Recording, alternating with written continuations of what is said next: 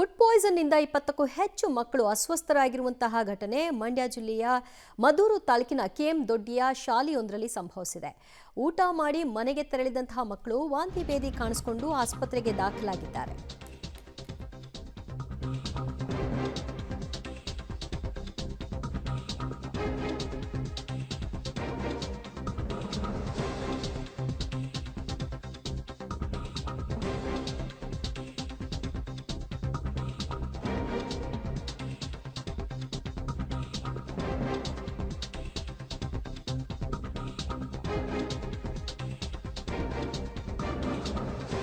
Food poison ನಿಂದ 20ಕ್ಕೂ ಹೆಚ್ಚು ಮಕ್ಕಳು ಅಸ್ವಸ್ಥರಾಗಿದ್ದಾರೆ. ಮಂಡ್ಯ ಜಿಲ್ಲೆಯ ಮದ್ದೂರು ತಾಲೂಕಿನ ಕೆಎಂ ದೊಡ್ಡಿಯಲ್ಲಿ ನಡೆದಿರುವಂತಹ ಘಟನೆ ಇದು. ನಿನ್ನೆ ಮಧ್ಯಾಹ್ನ ಶಾಲೆಯಲ್ಲಿ ಊಟ ಸೇವನೆ ಮಾಡಿದ್ದಾರೆ. ಆನಂತರ ಮನೆಗೆ ತೆರಳಿದ್ದಾರೆ ಮಕ್ಕಳು. ಬಳಿಕ ಮಕ್ಕಳಲ್ಲಿ ದಿಢೀರಂತ ವಾಂತಿ ಮತ್ತು ಭೇದಿ ಕಾಣಿಸಿಕೊಂಡಿದೆ. ಯಾವುದಕ್ಕೂ ಇರಲಿ ಅಂತ ಒಂದ್ಸರಿ ಆಸ್ಪತ್ರೆಗೆ ಕರೆದುಕೊಂಡು ಹೋದಾಗ ಫುಡ್ ಪಾಯ್ಸನ್ ಆಗಿರೋದು ಗೊತ್ತಾಗಿದೆ. ಮಕ್ಕಳ ಸ್ಥಿತಿ ಸ್ವಲ್ಪ ಕ್ರಿಟಿಕಲ್ ಆಗಿದ್ದು ಈಗ ಸದ್ಯ ಅವರ ಮೇಲೆ ಹೆಚ್ಚಿನ ನಿಗಾ ಇರಿಸಲಾಗ್ತಾ ಇದೆ. ವಿಧಾನ ಪರಿಷತ್ ಸದಸ್ಯ ಮಧು ಜಿ ಮಾದೇಗೌಡ ಒಡೆತನದ ಶಾಲೆ ಇದಾಗಿದೆ. ಸೊ ಎಲ್ಲ ಮಕ್ಕಳು ಊಟ ಸೇವನೆ ಮಾಡಿದ್ದಾರೆ. ಬಟ್ ಅದರಲ್ಲಿ ಕೆಲ ಮಕ್ಕಳಲ್ಲಿ ರಿಯಾಕ್ಷನ್ ಆಗಿದೆ.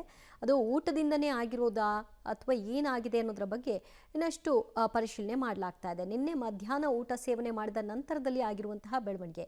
ಸದ್ಯ ವಿವಿಧ ಆಸ್ಪತ್ರೆಗಳಲ್ಲಿ 20ಕ್ಕೂ ಹೆಚ್ಚು ಮಕ್ಕಳು ಚಿಕಿತ್ಸೆ ಪಡೆದಿದ್ದಾರೆ. ಆ್ಯಕ್ಚುಲಿ ಗುರುದೇವನಹಳ್ಳಿಯಿಂದ ಎರಡು ಮಕ್ಕಳು, ಸುಮಾರು 8 ವರ್ಷ ಮಕ್ಕಳು, ಎರಡು ಮಕ್ಕಳು ಈಗ ಅವ್ರ ತಾಯಿ ಇಲ್ಲಿಗೆ ಕರ್ಕೊಂಡ್ಬಂದಿದ್ದಾರೆ. ಹಿಸ್ಟ್ರಿ ಆಫ್ ವಾಮಿಟಿಂಗು ಮತ್ತು ಲೂಸ್ ಟೂಲ್ಸ್ ಇದೆ ಅಂತ ಅಂದ್ಬಿಟ್ಟು ಇವರು ಹಿಸ್ಟ್ರಿ ತೊಗೊಂಡಾಗ ಏನಂದರೆ, ನಿನ್ನೆ ಅವ್ರು ಸ್ಕೂಲಲ್ಲಿ ಊಟ ಮಾಡಿದ್ಮೇಲೆ ಅವ್ರು ಹೇಳೋ ಪ್ರಕಾರ, ತಾಯಿಗೆ ಹಿಸ್ಟ್ರಿ ಕೊಡೋ ಪ್ರಕಾರ ಸ್ಕೂಲ್ ಊಟ ಮಾಡಿ ಬೆಳಿಗ್ಗೆ ಅರೌಂಡ್ 5 ಗಂಟೆ ಹಂಗೆ ಮಕ್ಕಳಿಗೆ ಸ್ವಲ್ಪ ಫೀವರು, ವಾಮಿಟಿಂಗ್ ಶುರುವಾಗಿದೆ. ಒಂದು 3 ರಿಂದ 4 ಸತಿ ವಾಂತಿ ಆಗಿದೆ, ಸ್ವಲ್ಪ ಜ್ವರ ಇತ್ತು.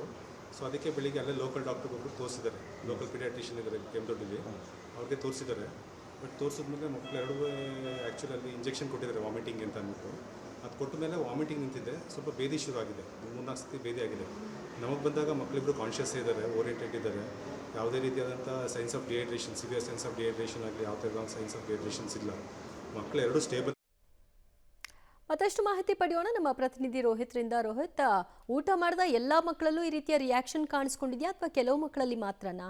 ಏನಾಗಿರಬಹುದು ಅನ್ನೋದ್ರ ಬಗ್ಗೆ ರಿಪೋರ್ಟ್ ಸಿಗ್ತಾ ಇದೆ. ಈಗ ಮಕ್ಕಳ ಕಂಡೀಷನ್ ಹೇಗಿದೆ? ದಿವ್ಯಾ, ಮಂಡ್ಯ ಜಿಲ್ಲೆಯ ಮದ್ದೂರು ತಾಲೂಕಿನ ಕೆಎಂ ದೊಡ್ಡಿಯಲ್ಲಿರುವಂತಹ ಭಾರತೀಯ ಎಜುಕೇಷನ್ ಟ್ರಸ್ಟ್ನಲ್ಲಿ ನಿನ್ನೆ ಮಧ್ಯಾಹ್ನ ಹಲವು ಮಕ್ಕಳು ಊಟ ಮಾಡ್ತಾರೆ. ಈ ಪೈಕಿ ಊಟ ಮಾಡೋ ಸಂದರ್ಭದಲ್ಲಿ ಕೂಡ ಏನಾಗಲ್ಲ, ಅವರೆಲ್ಲರೂ ಕೂಡ ಮನೆಗೆ ಹೋಗ್ತಾರೆ.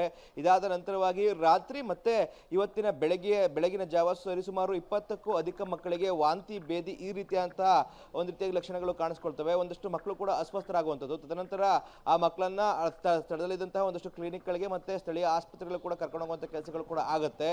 ಅಲ್ಲಿನ ವೈದ್ಯಾಧಿಕಾರಿಗಳು ಹೇಳುವಂಥ ಪ್ರಕಾರವಾಗಿ ಫುಡ್ ಪಾಯ್ಸನ್ ಇಂದಾಗಿ ಈ ರೀತಿಯಾದಂತಹ ಒಂದು ಸಮಸ್ಯೆ ಎದುರಾಗಿದೆ ಅಂತೇಳಿ ಕೂಡ ಪೋಷಕರಿಗೆ ತಿಳಿಸ್ತಾರೆ. ಇದಾದ ನಂತರವಾಗಿ ಒಂದಷ್ಟು ಮಕ್ಕಳನ್ನ ಕೆಎಂ ದೊಡ್ಡಿಯ ಭಾರತೀಯ ಆಸ್ಪತ್ರೆಗೆ, ಜೊತೆಗೆ ಇನ್ನೊಂದಷ್ಟು ಮಕ್ಕಳನ್ನ ಮಂಡ್ಯದ ಮಿಮ್ಸ್ ಆಸ್ಪತ್ರೆಗೆ ಸೇರಿದಂತೆ ಒಂದಷ್ಟು ಜನ ಖಾಸಗಿ ಆಸ್ಪತ್ರೆಗೆ ಅಡ್ಮಿಟ್ ಮಾಡಿರುವಂಥದ್ದು.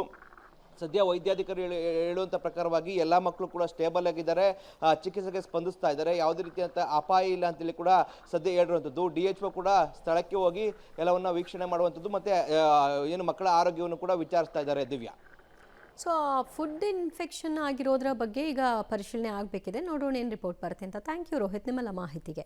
ಸೊ ಶಾಲೆಯಲ್ಲಿ ಊಟ ಮಾಡಿದ ನಂತರದಲ್ಲಿ ಆಗಿರುವಂತಹ ಒಂದು ಪರಿಸ್ಥಿತಿ ಇದು. 20ಕ್ಕೂ ಹೆಚ್ಚು ವಿದ್ಯಾರ್ಥಿಗಳು ಈಗ ಟ್ರೀಟ್ಮೆಂಟ್ ಪಡ್ಕೊಳ್ತಾ ಇದ್ದಾರೆ. ಬಟ್ ಆರೋಗ್ಯ ಸ್ಥಿತಿ ಚೆನ್ನಾಗಿದೆ, ಏನು ಅಂತಹ ಪ್ರಾಣಾಪಾಯದ ಸ್ಥಿತಿಗತಿಗಳು ಇಲ್ಲ. ಆದರೂ ಕೂಡ ಏನಾಗಿತ್ತು ಊಟದಲ್ಲಿ ಅನ್ನೋದು ಗೊತ್ತಾಗಬೇಕಿದೆ.